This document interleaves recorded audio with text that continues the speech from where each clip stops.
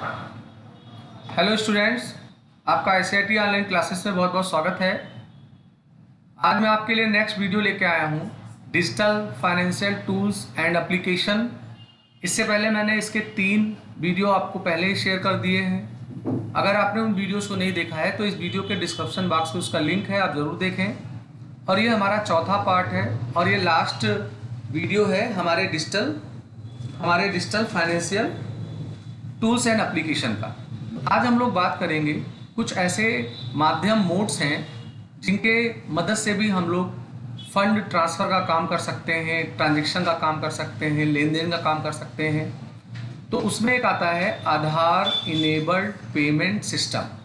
इसे संक्षिप्त में बोला आता है AEPS। और इसके नाम से ही पता लग रहा है कि इसमें भुगतान को कंप्लीट करने के लिए ज़रूरी है कि आपका आधार हो, आपका आधार नंबर आपके बैंक से लिंक हो, फिर तब आप इसके माध्यम से ट्रांजैक्शन की अनुमति पाते हैं। तो AEPS का अर्थ आधार इनेबल्ड भुगतान प्रणाली है।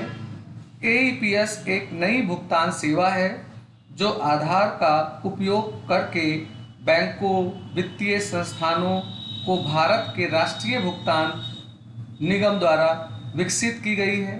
यह प्रणाली एक बैंक के नेतृत्व वाला मॉडल है जो आधार प्रमाणीकरण के उपयोग से किसी भी बैंक के बिजनेस करस्पॉन्डेंट बैंक मित्र के माध्यम से point of sale micro ATM पर ऑनलाइन वित्तीय लेन देन की अनुमति देता है। तो जैसे मैंने आपको बताया कि आधार इनेबल्ड पेमेंट सिस्टम AEPS का फुल फॉर्म होता है was launched to empower a bank customer to use Aadhaar as his/her identity to access their Aadhaar enabled bank account। यानी इसमें आधार एक मुख्य जरिया होगा, इसके जरिए आपको अपना पहचान देना होगा। Using AEPS the bank account holder can perform basic banking transaction. यानी इसका प्रयोग करके आप जो रोज़मर्रा के ट्रांजेक्शन है वो कर सकते हैं, जैसे cash deposit, cash withdrawal, intra bank और inter bank fund transfer, balance inquiry and obtain a mini statement etcetera. इतनी सुविधाएं इसमें मिलती हैं। You need to seed your account with your Aadhaar number at the bank. यानी यहाँ जरूरी है कि जिस बैंक में आपका अकाउंट है उसमें आपका आधार लिंक हो, और with the help of banking correspondence, यानी जो बैंक के जो मित्र हैं, to do transaction using AEPS। AEPS allows bank to bank transaction at POS मैंने पिछले वीडियो में पढ़ाया था, पॉइंट ऑफ सेल। तो आप माइक्रो ATM के मदद से इन सारे कामों को आधार इनेबल पेमेंट सिस्टम से कर सकते हैं। की step for AEPS transaction, walk into A micro ATM और बैंकिंग करस्पॉन्डेंस। यानी अगर आपको AEPS के माध्यम से ट्रांजेक्शन करना है तो आपको माइक्रो ATM पे जाना होगा या जो बैंक मित्र हैं उनके पास जाना होगा। प्रोवाइड योर बैंक नेम, आपको अपना बैंक नेम, आधार कार्ड नंबर देना होगा, और फिर आपको जो सुविधा लेना है ट्रांजैक्शन का हम उसे चुनेंगे और फिर हमारा ट्रांजैक्शन कंप्लीट होता है। On successful transaction you will get A print slip. जब आपका सक्सेसफुली ट्रांजैक्शन हो जाएगा तो आपको एक स्लिप भी मिलेगा। Provide the fingerprint on the scanner, यानी आधार आपका लिंक है तो आपका जो फिंगर है उसको भी आपको बायोमेट्रिक्स के रूप में लगाना पड़ेगा। कुछ बैंक वाले होते हैं जो इसके लिमिट भी निर्धारित कर रखे हैं, जैसे 50,000 रुपये तक का ट्रांजैक्शन आप आधार इनेबल पेमेंट सिस्टम के माध्यम से कर सकते हैं। उसी तरीके से एक हमारा दूसरा मोड है जिसे हम लोग UPI बोलते हैं। UPI का फुल फॉर्म जो होगा वो यूनिफाइड पेमेंट इंटरफेस होता है। तो unified payment interface is a system that powers multiple bank accounts into a single mobile application। यानी अगर आपके पास एक मोबाइल है तो आप अपने मोबाइल में, अगर आपके कई खाते अलग अलग बैंक हैं तो उन सारे खातों को आप अपने मोबाइल के एक ऐप से मर्ज कर सकते हैं और फिर UPI के माध्यम से आप ट्रांजेक्शन का काम कर सकते हैं। Merging several banking features, seamless fund routing and merchant payments into one hood। It also caters to the peer-to-peer collect requests which can be scheduled and paid as per requirement and convenience. तो कुल मिला के अगर आप smartphone use कर रहे हैं तो संभवतः आप यूपीआई का प्रयोग कर रहे होंगे। तो अगर आप भी स्मार्टफोन से रोजाना इस्तेमाल होने वाली चीज़ों का पेमेंट करते हैं तो यूपीआई से आपका वास्ता ज़रूर पड़ा होगा। मोबाइल प्लेटफॉर्म से किसी भी दूसरे बैंक अकाउंट में पैसे ट्रांसफ़र करने के लिए यूनिफाइड पेमेंट इंटरफेस या यूपीआई का इस्तेमाल किया जाता है।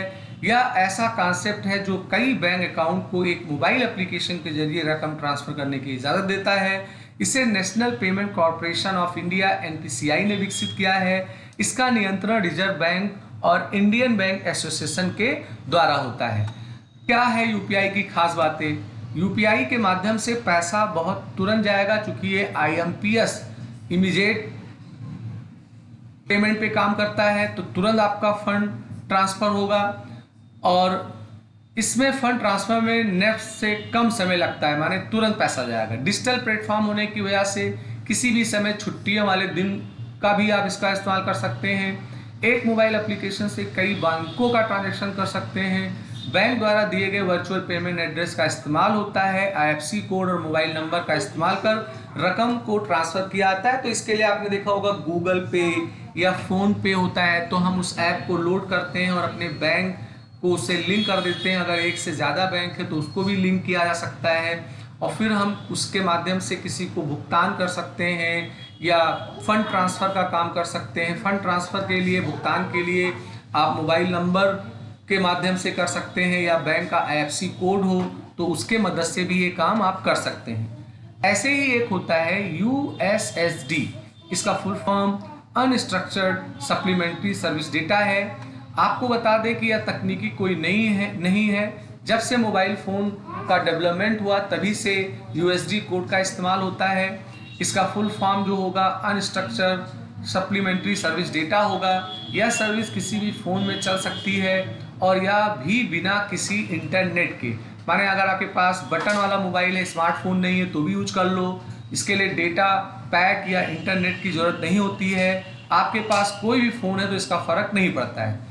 आजकल सभी टेलीकॉम कंपनियां जैसे वोडाफोन, एयरटेल, बीएसएनएल अपनी बहुत सी सारी सुविधाएं checking on number, SMS balance, main balance, internet pack balance केवल एक छोटा सा यूएसडी कोड टाइप करने से ही पता चल जाता है। जैसे मान लेते हैं कि आप वोडाफोन इस्तेमाल कर रहे हो तो आपको अपना बैलेंस जानना है तो आप एक कोड टाइप करते हो, जैसे #123 एसटी का निशान, तो ये एक यूएसडी कोड होता है। तो उससे आपका तुरंत आपका पूरा डिटेल आपको दिख जाता है। यूएसडी को इस्तेमाल करने के लिए मोबाइल हैंडसेट में कोई भी विशेष एप्लीकेशन की ज़रूरत नहीं पड़ती। हैंडसेट से एक छोटा कोड डायल किया जाता है जिससे एक मेनू प्राप्त होता है जिसमें से आप दिए गए विभिन्न विकल्पों को चुन सकते हैं। जब यूएसडी का प्रयोग फ़ोन बैंकिंग के लिए भी किया जा सकता है जिससे आप फंड ट्रांसफ़र, बैंक खाते की जानकारी, bill payment, cheque cancel, cheque book request और अकाउंट स्टेटमेंट जैसी सुविधाओं को भी प्राप्त कर सकते हैं। तो ये कुछ मोड थे जो छूट गए थे, इसलिए मैंने आज के वीडियो में कवर किया है। मैं उम्मीद करता हूँ कि आपको मेरा वीडियो पसंद आया होगा। लाइक करिए, शेयर करिए, सब्सक्राइब बटन पर क्लिक करके बेल आइकन को जरूर लीजिए जिससे मैं कोई नया वीडियो बनाऊँ तो उसका अलर्ट आपको तुरंत मिल जाया करे। तो मैं आज का वीडियो यहीं समाप्त करता हूँ। जल्दी मैं आपके लिए कुछ नया वीडियो लेके आऊँगा। आपका दिन शुभ हो।